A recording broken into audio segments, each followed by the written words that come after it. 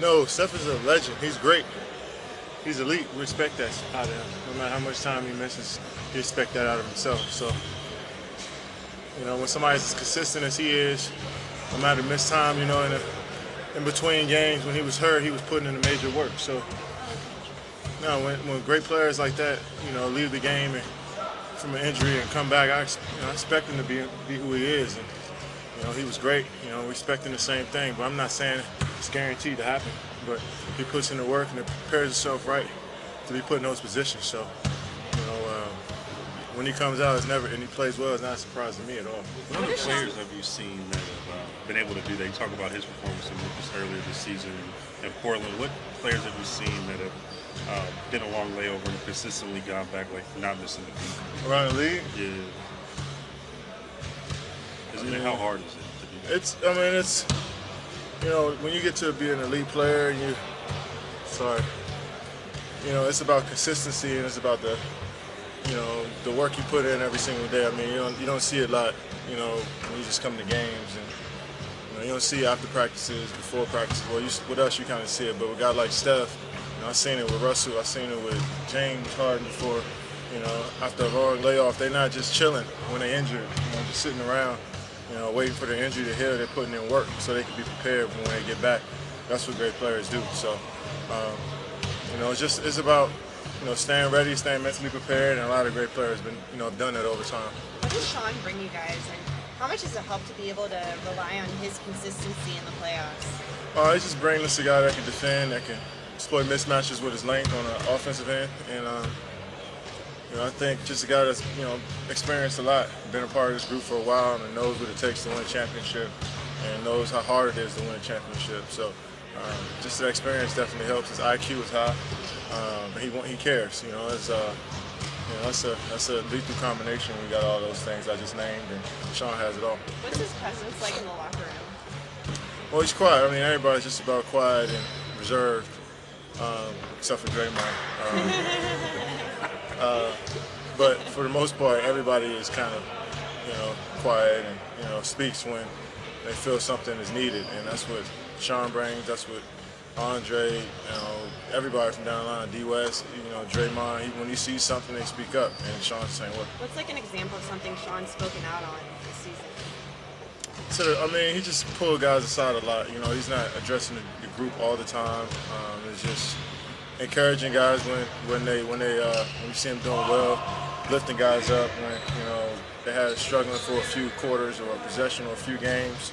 You need that, especially a guy who's been through so much and knows what it takes to bounce back and kind of defy the odds. So it's a pleasure having him as a teammate and learned so much from him the last few years. Will your game adjust automatically with Steph back, or does it take a little bit of? Who, me? Yeah, No, I can play with anybody. For me, it's just like, if a guy got it rolling, try to do my best to help him. If Steph, we know when Steph comes out on the court, he creates a lot from his movement and his three-point shooting. And if you see a mismatch, we'll give him the ball, get out the way.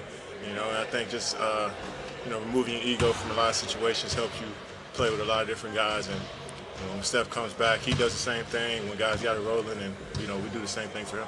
Clay said he was tired after game one, just because of the difference in pace between the Spurs and the Pelicans. How do you adjust for pace and how hard is it to go from a up and down to an up and down team from a kind of walk up the court? I don't not believe Clay was tired. He can run all day,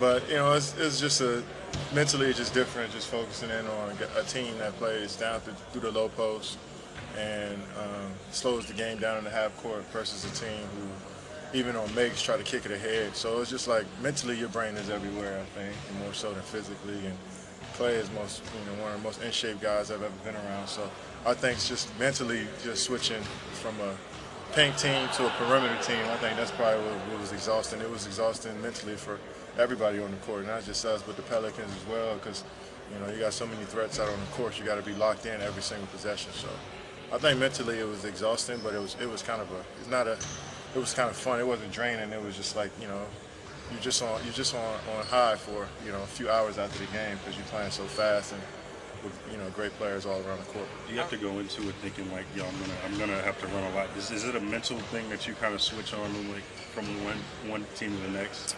No, I mean just not really. I mean you don't even try to think about it. It's just trying to transition as easy as you can, and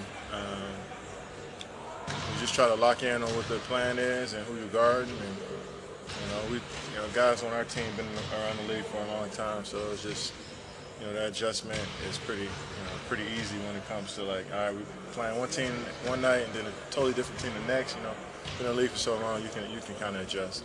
Kevin, if you have a shooting night that you're not as happy with, how do you know what you might need the next day? We've been talking to Steph and Clay a little bit about the workload and what they might. Just kind of assess the shots that you took and just go back and mentally just look through each possession. I watch my makes and misses a lot. Well, mainly my makes, and see how I could have shot a better shot. If I need to activate my body a little bit more before practice, so those shots can go in. If I need to focus on my base, or if I just need more rhythm in my shots, just shoot more and more, so I can just be comfortable with with my next game. So it's just it's an everyday process you got to go through when you're trying to shoot, because it takes a lot to shoot a basketball. From how you're catching it, from if you want to catch it with the seams, your feet are right, if your follow through's right. There's a lot you got to think about in a couple of seconds, and so you just try to think about those moments over and over again and see how you can correct some of them. Just a small tweak can help you be a better shooter. Do you adjust the seams when you, like, Steph throws you the ball in the corner, you adjust the seams before you? Sometimes. Sometimes I don't really know. Sometimes I just kind of catch and shoot, but when you can kind of feel the seams are off sometimes. But we got great packers on this team that understand what it takes for a good shooter to shoot the ball. It's not all on the passer, but that definitely helps a little bit. But just try to do your best to just get it in your pocket as fast as you can and shoot a confident shot. Have you heard Steph and Bruce talk about the menu where they go through what he might need in a given day? It's in their minds, but they discuss it. Yeah, I work with Q every day, and he just, as a development coach, it's more so just watching your guys that you work with more so than just like schemes and strategy as a coach, So he's watching me and Steph a lot, and he'll come to me after a game and say, well, your rhythm was good, but you may need to bend your legs a little bit on your three-point shot. Let's make sure we get more threes in tomorrow. Let's work on your handle a little bit to just get it tighter. So he's just watching nonstop, and I guess as a development coach, he's watching me and Steph the most because he works out with us the most. So it's cool to give somebody to give you a different feel, a different look from the outside, and I've always been a guy that's just trying to learn from everybody, and learn from Steph, learn from Andre, learn from Clay, Q, just all the coaches, and just try to take in and apply whatever they see from me and try to be a better player. Do you remember seeing how will the defense adjust on you once Steph comes back? Do you expect them to guard you? I have no double teams. Yeah, probably so. Yeah, definitely, because Steph is such a good floor spacer and a shooter. They don't want to leave him out there wide open or play as well. So, but we'll see what happens. Who knows? I think some teams may use a bigger guy to guard me, and just hopefully we try to ISO all game and take everybody out of our rhythm. You just try to throw different things, doubles, and but we'll see. I'm just prepared for everything. Played against every defense there is. So just try to be locked in and be the best player I can be. Do you remember seeing Looney when you got here? Maybe just meet you there before that, and he shed 30 pounds in the game. This year? Yeah. Yeah, I seen him in the summer at UCLA playing pickup, and I was like, man, he looked great.